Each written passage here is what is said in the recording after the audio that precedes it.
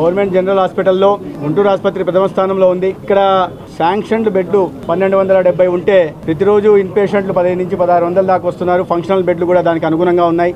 ఇక్కడ చెప్పుకోవాల్సిన విషయం ఏంటంటే నాట్కో ఫార్మా కంపెనీ వారు ఈ ఆసుపత్రిలో క్యాన్సర్ హెల్త్ కేర్ కోసం భవనాన్ని నిర్మించి ఇవ్వడం జరిగింది. ఈ సందర్భంగా వారికి ధన్యవాదాలు తెలియజేస్తూనే అదే సందర్భంగా Guntur Gymkhana medical college old students alumni ఏదైతే ఉందో వారు కూడా దాదాపు 100 కోట్లతో ఎంసీహెచ్ వాడికి ఇతర సౌకర్యాల మౌలిక సదుపాయాల కల్పన కోసం కూడా సహకారాలు అందించడం జరిగింది. దానికి కూడా ధన్యవాదాలు అభినందనలు తెలియజేస్తున్నాం.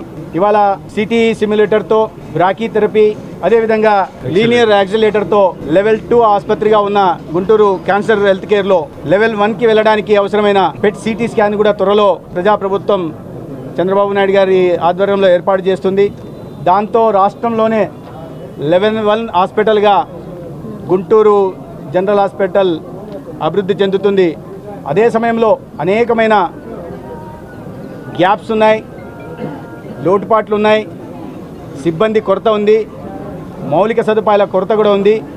దీని మీద ప్రత్యేకంగా ఇప్పటికే గౌరవ కేంద్ర మంత్రివర్యులు పెమ్మసాని చంద్రశేఖర్ గారు ఒక విడత రివ్యూ మీటింగ్ నిర్వహించడం, దాంట్లో దాదాపు 20 అంశాలు గుర్తించడం, ఒక ఇమీడియట్ యాక్షన్ ప్లాన్తోనూ అదేవిధంగా లాంగ్ టర్మ్ యాక్షన్ ప్లాన్తో వీటినన్నింటినీ పూర్తి చేసి ఒక అద్భుతమైన వైద్య కళాశాల వైద్య ఆసుపత్రిగా గుంటూరు జీజీహెచ్ని తీర్చిదిద్దుతాం. ఈ హాస్పిటల్కి కూడా లాంగ్ టర్మ్గా అంటే మనం అవసరమైనప్పుడల్లా బిల్డింగ్ కడతా ఉన్నాం. ఇలా కాకుండా ఒక కాంప్రహెన్సివ్గా అసలు ఈ హాస్పిటల్ 5-10 ఏళ్లలో ఎలా ఉండాలనే విధంగా ఒక కాంప్రహెన్సివ్ ప్లాన్ తీసుకోవటం, పార్కింగ్ కానీ ఎమర్జెన్సీ బ్లాక్ కానీ లేకపోతే ఇంకేమైనా సర్వీసులు కావాలి ఇవన్నీ చూసి చేయమని, అదేవిధంగా ఇంకా కొన్ని మాకు తెలిసిన ఇన్పుట్స్ మేము ఇచ్చాం. సత్యకుమార్ గారు దానికి సానుకూలంగా స్పందించారు.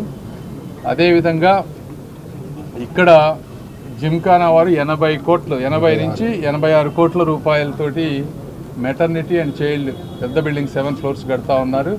దానికి కూడా ఎక్విప్మెంట్ ఇవన్నీ కావాల్సిన అవసరం ఉంది. కృష్ణబాబు గారిని అడిగా ఎక్విప్మెంట్ అది. ఇవి కాకుండా మిగిలిన సిఎస్ఆర్ యాక్టివిటీస్ కూడా అన్ని టేకప్ చేసి సాధ్యమైనంత తొందరగా పేద ప్రజలకు న్యాయం జరిగే విధంగా చూస్తాం. Thank you. ఈ వీడియో నచ్చితే లైక్ చేయండి, షేర్ చేయండి. మరింత సమాచారం కొరకు మా ఛానల్ను సబ్స్క్రైబ్ చేయండి.